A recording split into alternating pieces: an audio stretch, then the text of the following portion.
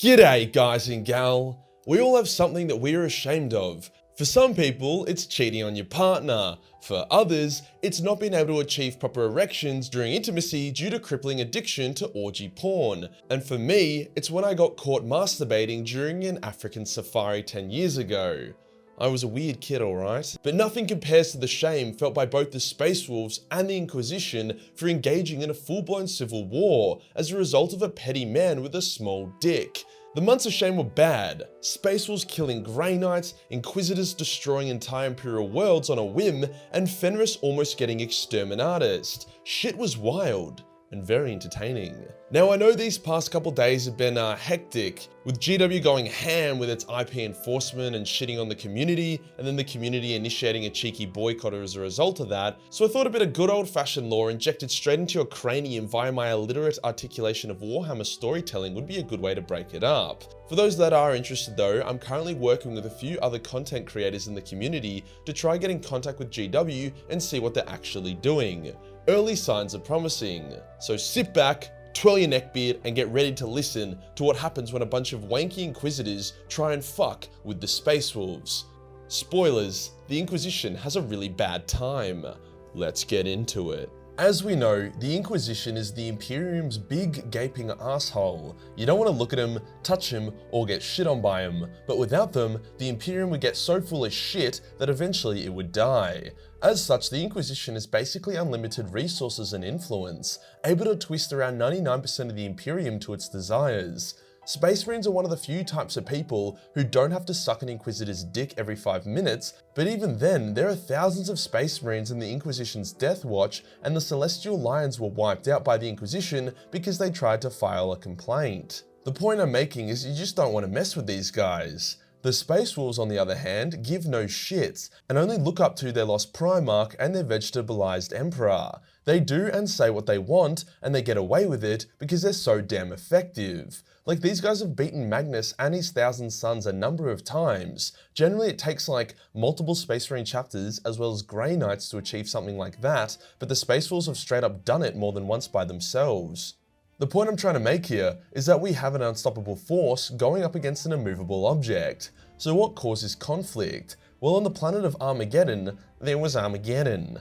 Angron, he's a demon bros, he's world eaters, and millions of cultists attacked. Logan Grimnar, the legendary chapter master of the Space Wolves, was like, shit, maybe we should call for backup this time.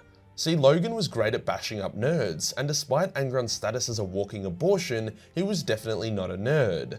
A force of Grey Knights was able to make it in time, and an epic battle took place, in which a shitload of Core Knight followers died, and Angron was banished back to the Warp after getting Hadouken by the Grey Knights. So yeah, all seemed well. Until it fucking didn't. See, the Inquisition is very hush-hush about the fact that demons are a thing, and half of the Emperor's sons are demonic as shit. They are also very hush-hush about the existence of Grey Knights, for some unspecified reason. I don't really understand their logic behind it. Just because people know hell exists, doesn't mean they're gonna be like, oh, fuck yeah, and wanna go there.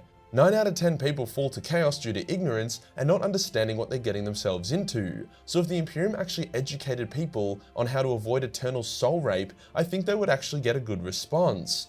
But yeah, as someone living on Armageddon, there was a chance you would just witness demons and Grey Knights at the same time. The Space Wolves, however, were not down with sterilizing, murdering, or sending the very warriors that fought by their side to concentration camps. Logan even made a point of keeping the civilians away from the battle zones so they wouldn't see what was going on.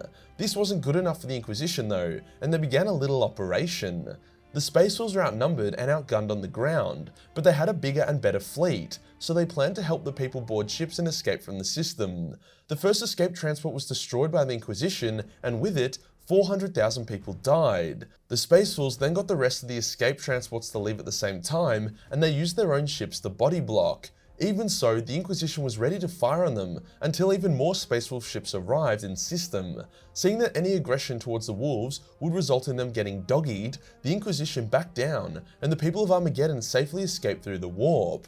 The Wolves thought that was the end of it, but boy oh boy, were they wrong. The Lord Inquisitor, who was basically the one in charge, was called Kisneros, and he was a massive dick. Instead of just cutting his losses, he decided to go ahead and purge every planet that any of the refugees had visited or moved to. A number of very well established and loyalist Imperial worlds were exterminatus purely for the fact that one of the refugee ships stopped there to refuel. The Space Wolves continued to help the ships escape, whilst the Inquisition began getting more and more desperate, even attacking and killing a number of Space Wolves. Eventually, some members of the Inquisition and the Grey Knights began to be like, wait, this is fucking retarded, let's stop. Grey Knights were made to fight demons and protect humanity, not nuke innocent Imperial worlds and kill loyalist Space Marines. This was made worse by the fact that the Space Wolves never fired back, so it was obvious that the Inquisition were the assholes here. The name Months of Shame was actually coined by the Grey Knights, who were feeling shameful for what was happening. The most confusing part is that the Lord Inquisitor Kisneros was completely unknown to everyone. He had no retinue or friends, no known connections to the Inquisition, and he wasn't even part of any of their known inquisitorial factions. Yet he did hold extreme power and influence. It was very odd. Eventually, the Inquisition knew that they could not just blow up every planet in the Imperium to contain the Armageddon refugees, so they instead switched their focus onto the Space Wolves.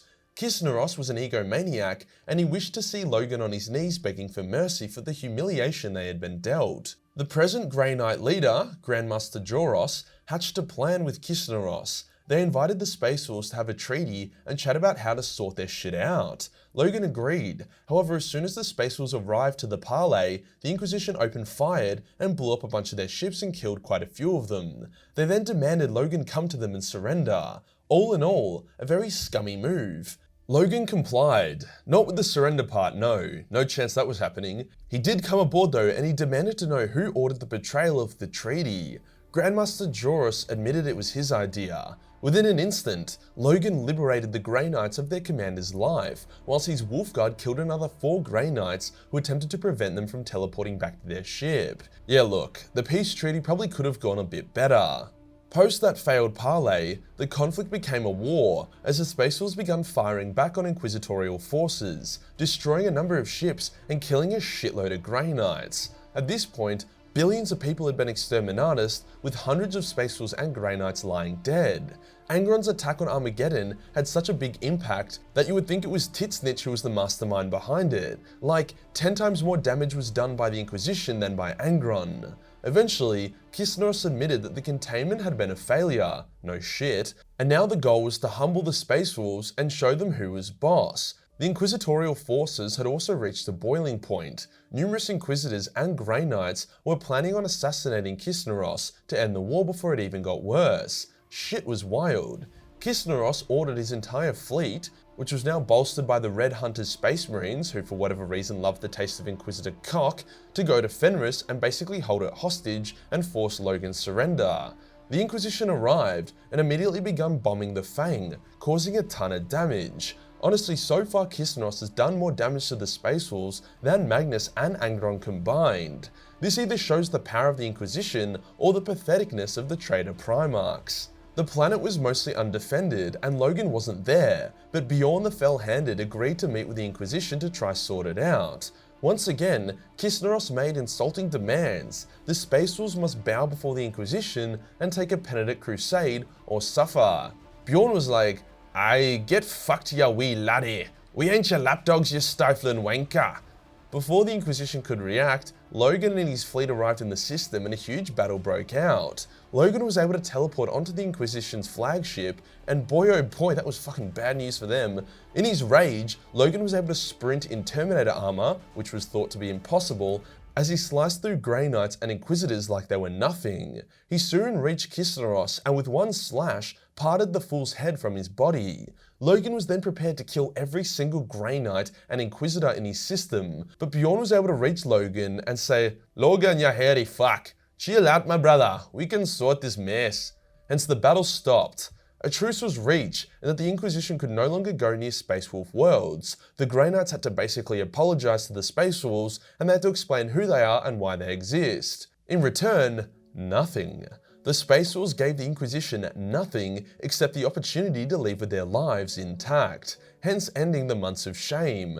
The thing I like about this bit of lore is the fact that Kisneros, as far as I can tell, wasn't an agent of chaos or the Changeling or a shapeshifting Xeno. He was just a dick. The The Grey Knights and other Inquisitors can spot corruption, even the most subtle of it, instantly. The authority to kill 10 billion innocent Imperial citizens, blow up peaceful worlds, attack and kill hundreds of spacefalls, and then bomb their homeworld was all his genuine authority. There is a lot of mystery as to where this authority came from, but it's clear it came from the highest levels of the Inquisition.